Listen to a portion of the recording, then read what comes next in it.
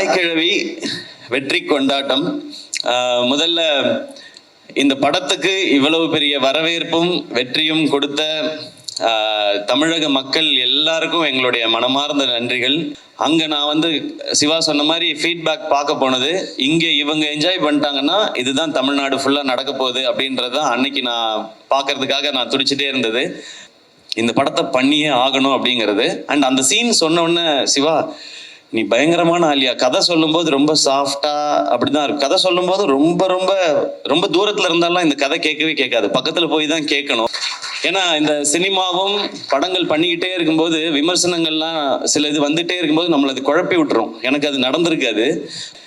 இந்த படம் எனக்கு ஒரு குழந்தை மாதிரி, இதை நான் அப்படி பார்த்துப்பேன்னு அப்படிதான் நான் பார்த்துக்கிட்டு இருக்கேன் இப்போ வரைக்கும். ஸோ என் குழந்தை எனக்கு என்ன காசு கொடுத்துச்சுன்னு நான் பார்க்க மாட்டேன். அது சிரிச்சா என் கண்ணில் தண்ணி வரும், அது நடந்தா எனக்கு தண்ணி வரும். அந்த மாதிரி தான் நீங்கள் பேசும்போதெல்லாம் இருக்கு சிவா. எனக்கு இப்போ பயங்கர எமோஷனல் ஆக்கிட்டீங்க, நான் பயங்கர கண்ட்ரோல் பண்ணிட்டு உட்கார்ந்தேன். இந்த படம் நிறைய பிளெஸ்ஸிங்ஸ் கொடுத்துருக்கு. நான் அதை தான் இங்கே ஷேர் பண்ணணும்னு நினைக்கிறேன். ஏன்னா நிறைய வீடியோஸ் பார்க்குறேன், நிறைய மெசேஜஸ் பார்க்குறேன். நீங்கள் எங்களுக்குள்ள ஒரு பெரிய ஒரு எம்பவர் பண்ணியிருக்கீங்க. ரொம்ப ரொம்ப முக்கியமாக நான் 2 பாயிண்ட் மட்டும் சொல்லணும்னு நினைக்கிறேன். இந்த படம் என் வாழ்க்கையில் நிறைய பேரை இதை ஞாபகப்படுத்தினதுக்காக பண்ணப்பட்ட படம் தான். ஃபர்ஸ்ட் என் அம்மா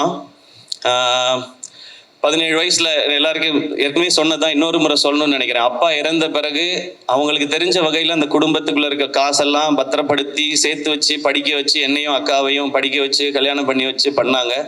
அவங்க எனக்கு இந்த பவுனுத்தாய் தெரிஞ்சாங்க, அம்மா தெரிஞ்சாங்க இதில். அதுக்கப்புறம் அக்கா 2 குழந்தை பெற்ற பிறகு இங்கே எம்எம்சியில் எம்டி படித்து கோல்டு மெடலிஸ்ட் ஆகி பேஷனை எப்போ வேணாலும் தொடரலாம்னு நினச்சேன். எங்கள் அக்கா எனக்கு ஒரு பவுனுத்தாயாக தெரிஞ்சாங்க இதில். அவங்களுக்காக பண்ணணும்னு நினச்சேன். மிக மிக முக்கியமானது அந்த கடைசி டயலாக் மேம் பேசுறது, படைக்க காக்க அழிக்கன்னு ஆம்பளைங்களை மட்டும் கும்பிட சொன்னவன் படிப்புக்கும் பணத்துக்கும் பொம்பளையை தாண்டி காட்டி கும்பிட சொல்லியிருக்கான் அப்படின்னு சொன்னாங்க இல்லையா. அந்த டைலாகை நான் முன்னாடியே உணர்ந்துட்டேன்னு நினைக்கிறேன். எனக்கு கல்யாணம் ஆன நாள்ல இருந்து என் வீட்டோட வரவு செலவு எல்லாத்தையும் பார்க்கறது ஆர்த்தி தான். எனக்கு தெரியாது என் அக்கௌண்ட்ல என்ன பணம் இருக்கு தெரியாது. ஊருக்கு போகணும் ஏதாவதுன்னா ஆர்த்தி ஊருக்கு போறதா இருக்கேன், டிக்கெட் மட்டும் காசு கொடுத்துருக்கேன்.